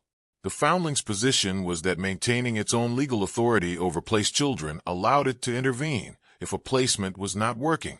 If a child was being mistreated or if a family situation deteriorated, the Foundling could theoretically remove the child and find a different placement. The retention of legal authority was presented as a protective measure, but this is where it becomes unclear, because the same legal arrangement that theoretically allowed the Foundling to protect children also meant that placements could be changed, redirected, or ended without the documentation that formal legal adoption would have required. A formal adoption produced a court record. It produced a legal transfer of authority that was recorded in a civil registry. It created a paper trail that could be followed by researchers decades later. An informal placement under the Foundling's continuing legal authority produced none of those things. A child placed informally could be moved to a different family, transferred to a different location, or redirected into a different situation entirely, and the only record of that movement would exist in whatever internal documentation the Foundling chose to create and maintain. No court record meant no external verification. No legal transfer meant no civil registry entry. No documentation trail meant no way for a researcher, or a descendant, to follow what happened after the initial placement. A child who moved through multiple placements under this system could accumulate a history of movements that existed, if it existed anywhere at all, only in internal Foundling records that were never subject to any external accountability. And those internal records are the ones that are now sealed. The sealing of the Foundling's records is a fact that descendants encounter when they try to research their family history. They contact the institution. They explain their connection. They ask for information about a relative who passed through the system, and they receive a response that has remained consistent across many years of such requests. The records are sealed. Privacy policies prevent disclosure of identifying information. Whatever documents exist cannot be shared with people making inquiries, even people with a direct family connection to the individuals whose records are being held. The privacy argument is the one most commonly offered to explain why the records remain sealed, and it is worth engaging with that argument seriously rather than dismissing it. Privacy protections for individuals who pass through institutional systems have genuine value. People who were placed as children through these programs did not choose to have their histories made public. Their descendants have interests that deserve consideration. The legal frameworks governing access to records from adoption-adjacent systems are complex and vary by state. The institutions holding these records are operating within legal constraints that were not designed with historical research primarily in mind. Some believe those privacy justifications are legitimate and should be respected even when they prevent historical research. Others disagree and argue that records from a system that operated over a century ago, involving individuals who are long deceased, should be accessible to descendants and researchers in ways that the current policies do not allow. The debate is real, and the positions within it are held by people with genuine and considered views. But the debate itself does not resolve the underlying problem. Whatever the justification for sealing the records, the practical effect is that the institutions, which were responsible for tracking these children, are the same institutions that now control access to whatever documentation of those children's fates exists. That situation does not fully make sense when examined carefully. Consider what it means in practice. The organizations involved in the orphan train system were responsible for creating and maintaining the records that documented where children went. Those organizations, by their own acknowledgement, created incomplete records, lost significant portions of what was created, and in some cases sealed what remained. And those same organizations are now the sole gatekeepers for whatever information survives. A researcher or descendant trying to understand what happened to a specific child is entirely dependent on the cooperation of the institution that failed to document that child's outcome in the first place. There is no external check. There is no independent archive. There is no alternative route to the information. The National Orphan Train Complex maintains what it describes as the most comprehensive available collection of records from the program. It is accessible to researchers and provides assistance to descendants trying to trace their family history. But the complex itself acknowledges that the records in its collection are incomplete in ways that cannot be remedied. The information that is not missing because the complex failed to collect it. It is missing because it was never created, or because it was created and subsequently lost or destroyed by the organizations that originally held it. The complex can only work with what survived, and what survived is a partial picture that leaves many individual outcomes permanently unresolvable. This means that for a significant number of the 2 million descendants of orphan train riders, the question of where their ancestor came from before entering the system, and what happened to them within it, cannot be answered with the currently available evidence. The wall in the family tree is permanent, not temporary. It will not be resolved by additional research if the records that would provide the answers do not exist in any accessible form. And for the descendants whose ancestor may have had an unusual path through the system, one that diverged from the standard agricultural placement route in ways that the standard documentation would not have captured, the wall is even more complete. However, the timeline does not fully match the idea that the sealing of records is simply a historical accident that no one is actively maintaining. The New York Foundling Hospital's policy of sealing records is not a relic of practices that ended when the orphan train program ended. It is a current policy, actively maintained, with staff and legal frameworks dedicated to its enforcement. Descendants making inquiries today receive carefully constructed responses that acknowledge the existence of records while declining to share their content. That is not administrative inertia. That is an active institutional choice being made in the present about records from the past. The question of why that choice continues to be made is one the institutions have answered in terms of privacy and legal obligation. Those answers may be entirely accurate, but they create a situation that is worth describing plainly. The people who would most benefit from access to these records are the descendants of the children who passed through the system. The people who control access to these records are the institutional successors of the organizations that process those children. The justification for restricting access is the privacy of individuals who have been deceased for decades. And the practical effect of that restriction is that the full accounting of what happened to 250,000 children remains permanently incomplete, controlled by the same institutional framework that created the incompleteness in the first place. 2 million living Americans carry this incompleteness in their family histories. For most of them, it manifests as a gap in a genealogical record that begins at a certain point and does not extend further back, a name that appears in one census and cannot be found in the previous one, a family story that begins in a Midwestern town with no account of how the family got there, a great-grandparent whose origins were never discussed and whose documentation simply does not exist. Those gaps are not random. They are the living inheritance of a system that processed children efficiently and documented them poorly, and the archives that might close those gaps remain sealed, controlled, and largely inaccessible to the people with the most direct interest in what they contain. When historians examine a period as complex as this one, they rarely arrive at a single agreed interpretation. That is not a failure of scholarship. It is a reflection of how historical evidence actually works. The same set of facts can support different conclusions, depending on what framework a researcher brings to the material, what questions they consider most important, and what weight they assign to different kinds of evidence. The orphan train movement and the broader environment surrounding it have been studied by researchers coming from social history, from legal history, from the history of childhood and family policy, and from the history of disability and exhibition. Those different entry points produce different interpretations, and understanding what those interpretations are, and where they agree and disagree, is necessary before any further examination of the questions this period raises can proceed responsibly. The first and most widely held interpretation is what might be called the administrative explanation. It holds that the failures of the orphan train system, including the documentation gaps, the name changes, the inability to account for individual outcomes, were the product of overwhelmed institutions operating under impossible conditions without adequate resources or modern administrative tools. The organizations involved were dealing with tens of thousands of vulnerable children in a city that had no government infrastructure capable of managing that population. They were funded by donations. They were staffed by people whose commitment exceeded their capacity.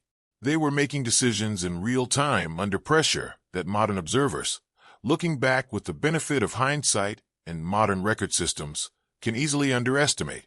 This interpretation is supported by a significant body of evidence. The correspondence and internal documents that do survive from organizations like the Children's Aid Society show staff members who were genuinely concerned about the children they were placing. They show attempts to follow up on placements, to respond to problems when they were reported, to improve processes over time. The failures were real, but they were failures that emerged from the gap between the scale of the problem and the resources available to address it. Under this interpretation, the identity erasure and the documentation gaps were tragic side effects of a system doing its best under circumstances that made doing better extremely difficult. Some researchers find this explanation largely satisfying. Others do not. The second interpretation focuses not on the capacity failures of the system, but on its structural design. Researchers working within this framework point out that the erasure of children's identities was not simply a consequence of being overwhelmed. It was built into the philosophy that animated the program from its founding. Charles Loring Brace believed that the urban environment and the immigrant communities these children came from were sources of corruption and harm. His solution was not simply to move children to better circumstances. It was to sever their connection to their origins entirely. A clean break was not a side effect of the placement process. It was, in Brace's own framework, the point of it.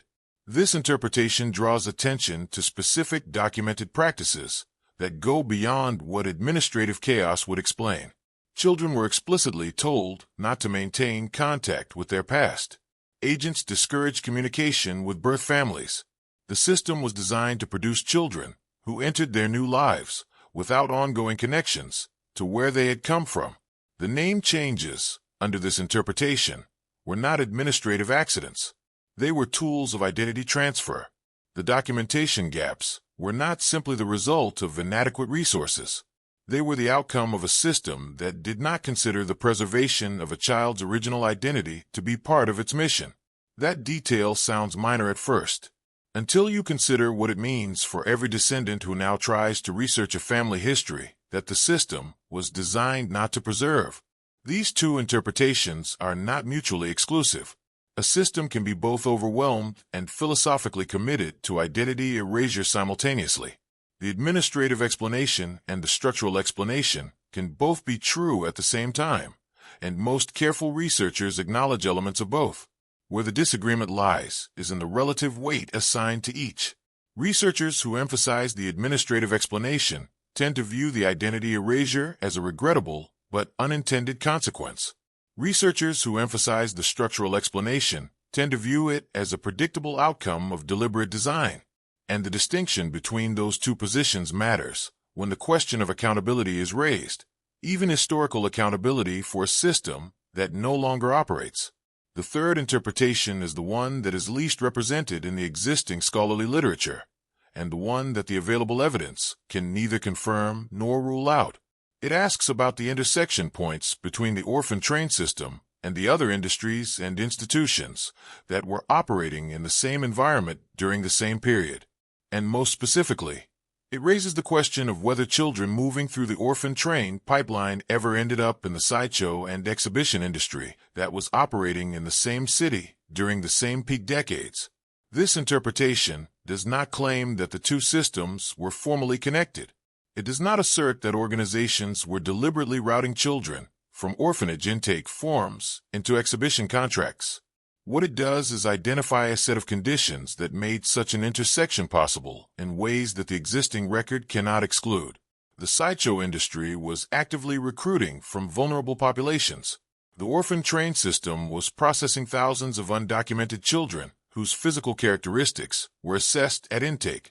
Both systems changed names as standard practice. Both produced documentation gaps largest during their highest volume years, and both operated in the same geographic area during the same period. The intersection question is not a proven historical claim, but it is a reasonable historical question, and reasonable historical questions deserve examination rather than dismissal. But this is where it becomes unclear in a specific and important way.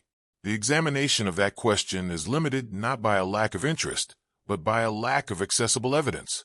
The records that would most directly address whether such an intersection occurred are exactly the records that are either missing, destroyed, or sealed.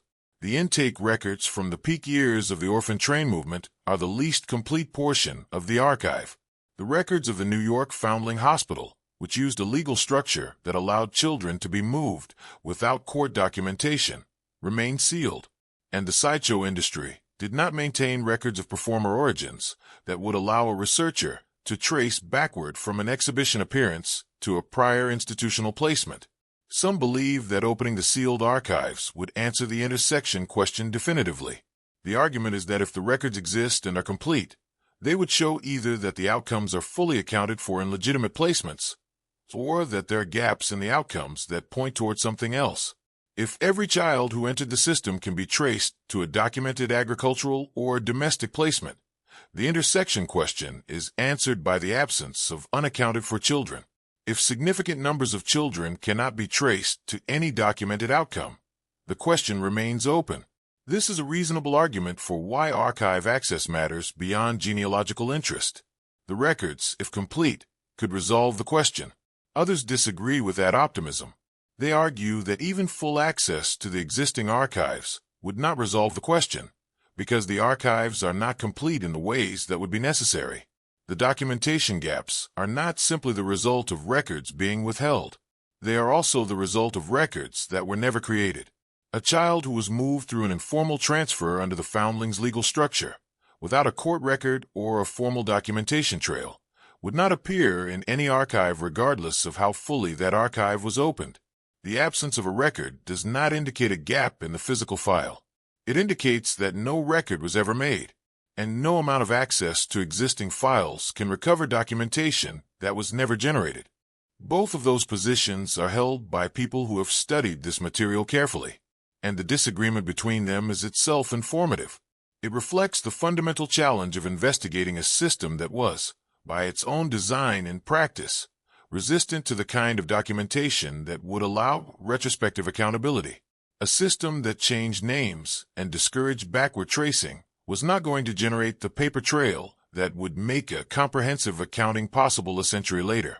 Whether that resistance was intentional or structural or simply a product of the era is the question on which the interpretations diverge, and it is a question that the available evidence cannot settle. What nobody who has examined this period seriously argues is that the full picture is currently available. That point of agreement is significant precisely because it crosses interpretive lines. Researchers who favor the administrative explanation acknowledge that the record is incomplete. Researchers who emphasize the structural design of identity erasure acknowledge the same thing. The disagreement is about why the gaps exist and what they mean. The existence of the gaps themselves is not in dispute. Every researcher who has spent significant time with this material reaches the same practical conclusion. The documentation that would allow a complete accounting of outcomes does not exist in accessible form.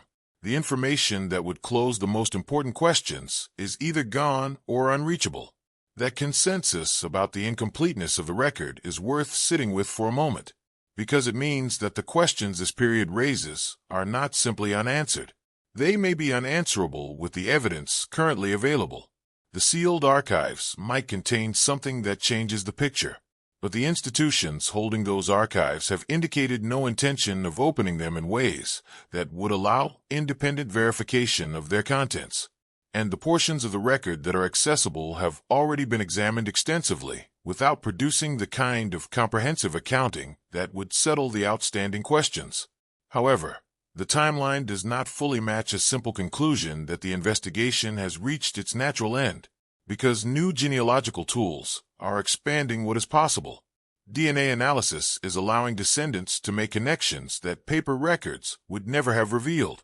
Digital access to census records and immigration records is creating new ways to trace individuals across name changes and institutional movements. The methods available to researchers today are meaningfully different from what was available even 20 years ago. Some questions that seem permanently closed have been reopened by new tools applied to old evidence. Whether those tools will eventually reach into the specific gaps that matter most in this investigation is unclear. The gaps created by sealed institutional records are not gaps that DNA analysis or census digitization can directly address. The information about what happened to specific children within the orphan train system during the peak years of the 1880s and 1890s is information that lives, if it lives anywhere, in the institutional archives that remain controlled by the successor organizations. And those organizations have not indicated that new research tools change their approach to access. The interpretation of what the gaps mean remains contested. The fact that the gaps exist and that they sit in exactly the places where the most important questions would be answered is the one thing that every perspective in this investigation agrees on. There is a point in any careful investigation where the responsible thing to do is separate what can be stated with reasonable confidence from what remains genuinely uncertain. Not because the uncertain questions are less important. Often they are more important, but because mixing confirmed facts with unresolved questions without clearly marking the difference does a disservice to both. It obscures what is actually known, and it obscures what is actually being asked. So before this investigation goes further, it is worth pausing to establish clearly what the evidence supports, what it does not support, and where the line between those two categories falls in this particular case. What can be stated with reasonable confidence begins with the scale of the orphan train system itself. Between 1854 and 1929, roughly 250,000 children passed through the network of organizations that ran placement programs out of New York City. That number comes from the historical records that do exist, from the accounts of the organizations involved, and from the demographic research that has been done on the populations affected. It is an estimate rather than a precise count, because the record-keeping was not sufficient to produce a precise count. But the order of magnitude is not seriously disputed. Hundreds of thousands of children, over 7 decades, across dozens of states. What is equally well established is that the record-keeping within that system was broken in ways that go beyond ordinary historical incompleteness. The institutions themselves acknowledge this. The National Orphan Train Complex, which now serves as the primary historical organization for this period, states openly that records regarding the numbers and names of children placed have been lost or destroyed. That acknowledgement is not extracted reluctantly from an institution trying to minimize the problem. It is part of the organization's own public description of what the historical archive contains. The gap between the number of children who entered the system and the number whose individual outcomes can be fully documented is large. How large exactly is itself unknown, because you cannot measure a gap precisely when the full count on one side of it is also uncertain. The name changes are documented across the sources that do survive. Children entered the system with one name and frequently left it with a different one. Sometimes the change happened at intake, sometimes at placement, sometimes both. The practice was common enough that genealogical researchers working on orphan train ancestry treat name changes as a standard complication rather than an unusual exception. The siblings separated across state lines under different surnames are documented in individual accounts and in the broader historical literature on the program. The invented birth dates are acknowledged by the organizations themselves as a consequence of taking in children who had no documentation of their own.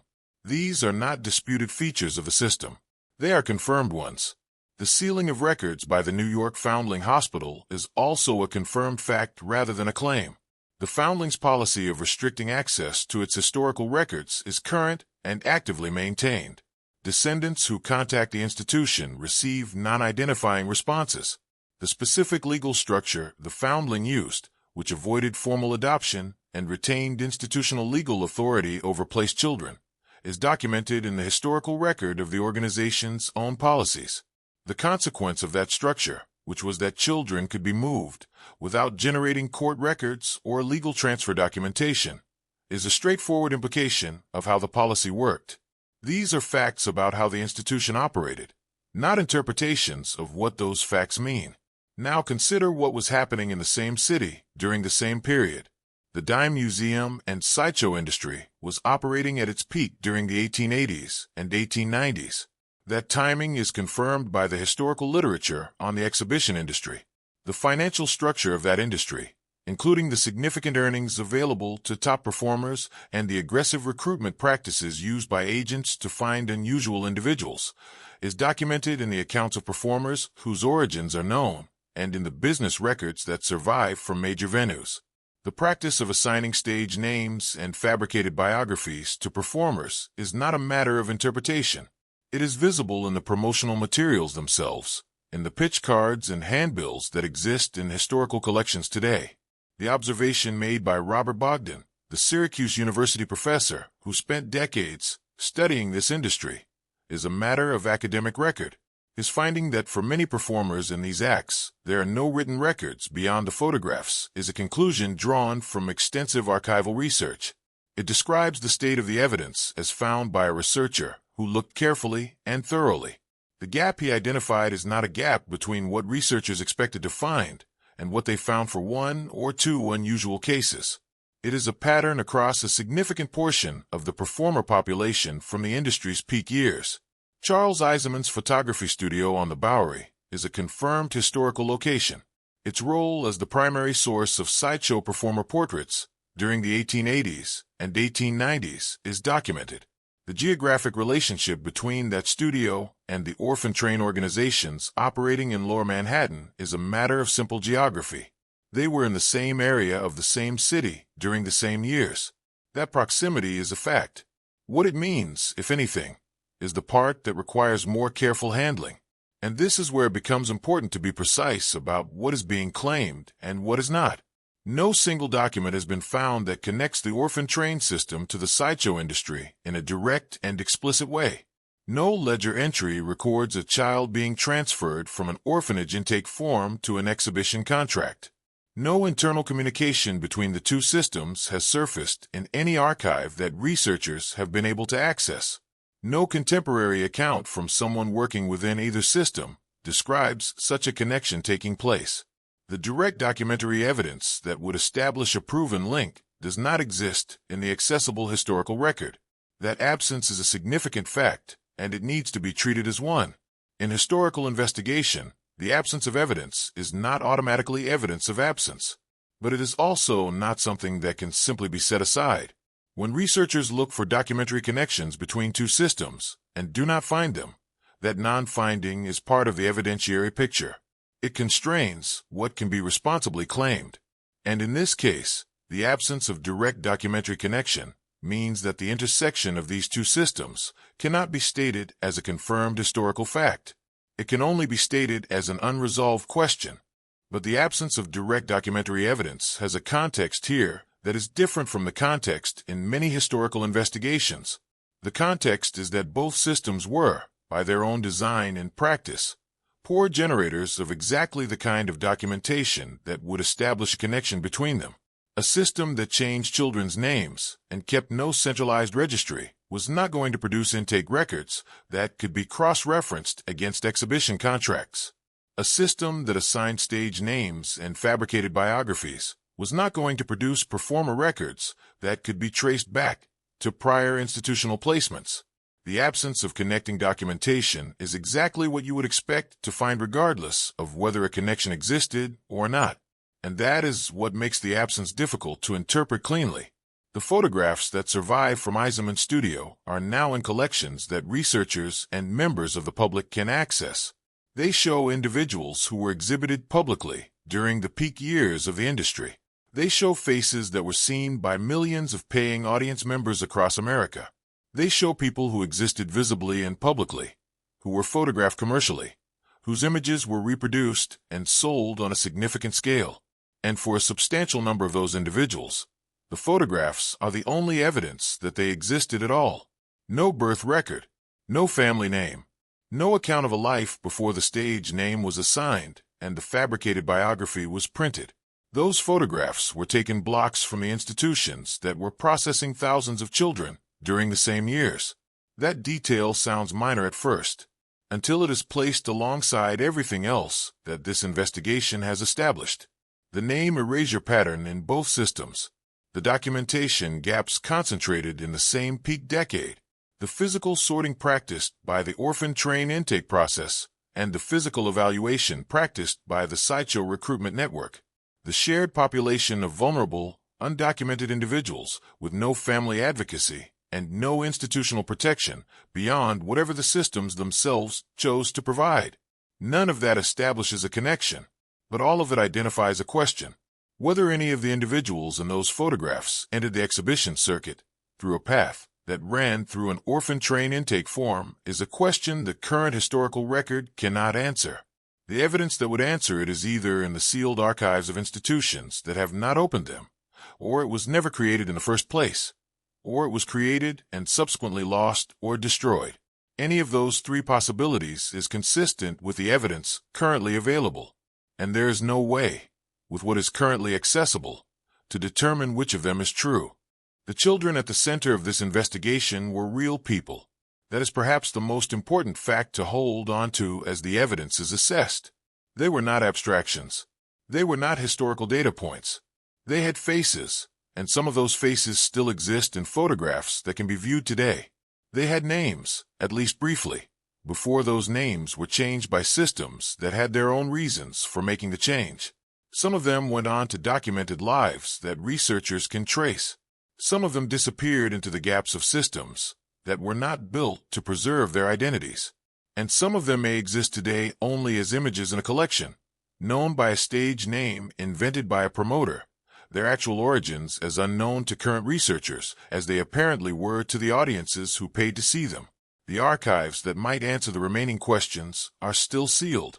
The institutions that hold them have not indicated that their access policies will change. The researchers who have examined what is available have reached a consistent conclusion about the limits of what that available evidence can establish. The full picture of what happened to 250,000 children during the peak decades of this system is not currently accessible. Whether it is accessible in principle, whether it exists somewhere in a sealed file that has never been opened by an independent researcher, is itself a question that cannot be answered without the access that has so far been refused. And until that changes, the most important questions this period raises will remain exactly where this investigation finds them: present, specific, reasonable, and unanswered. There is a point in any careful investigation where the responsible thing to do is separate what can be stated with reasonable confidence from what remains genuinely uncertain. Not because the uncertain questions are less important. Often they are more important, but because mixing confirmed facts with unresolved questions without clearly marking the difference does a disservice to both. It obscures what is actually known, and it obscures what is actually being asked. So before this investigation goes further, it is worth pausing to establish clearly what the evidence supports, what it does not support, and where the line between those two categories falls in this particular case. What can be stated with reasonable confidence begins with the scale of the orphan train system itself. Between 1854 and 1929, roughly 250,000 children passed through the network of organizations that ran placement programs out of New York City. That number comes from the historical records that do exist, from the accounts of the organizations involved, and from the demographic research that has been done on the populations affected. It is an estimate rather than a precise count, because the record-keeping was not sufficient to produce a precise count. But the order of magnitude is not seriously disputed. Hundreds of thousands of children, over 7 decades, across dozens of states. What is equally well established is that the record-keeping within that system was broken in ways that go beyond ordinary historical incompleteness. The institutions themselves acknowledge this. The National Orphan Train Complex, which now serves as the primary historical organization for this period, states openly that records regarding the numbers and names of children placed have been lost or destroyed. That acknowledgement is not extracted reluctantly from an institution trying to minimize the problem. It is part of the organization's own public description of what the historical archive contains. The gap between the number of children who entered the system and the number whose individual outcomes can be fully documented is large. How large exactly is itself unknown, because you cannot measure a gap precisely when the full count on one side of it is also uncertain. The name changes are documented across the sources that do survive. Children entered the system with one name and frequently left it with a different one.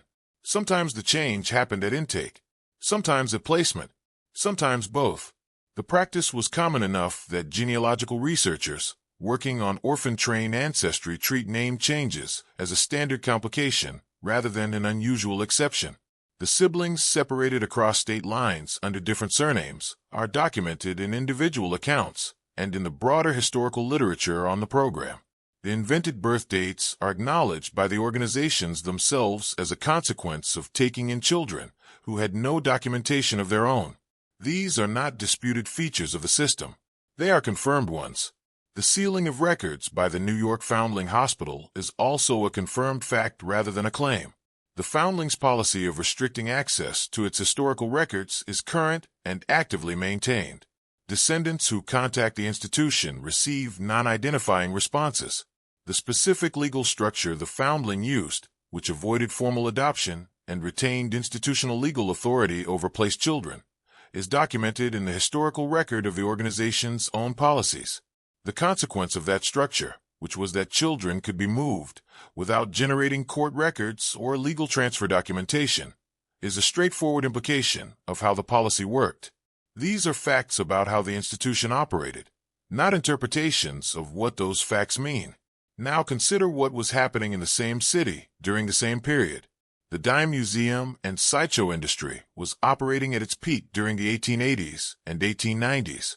That timing is confirmed by the historical literature on the exhibition industry. The financial structure of that industry, including the significant earnings available to top performers and the aggressive recruitment practices used by agents to find unusual individuals, is documented in the accounts of performers whose origins are known and in the business records that survive from major venues. The practice of assigning stage names and fabricated biographies to performers is not a matter of interpretation. It is visible in the promotional materials themselves, in the pitch cards and handbills that exist in historical collections today. The observation made by Robert Bogdan, the Syracuse University professor who spent decades studying this industry, is a matter of academic record.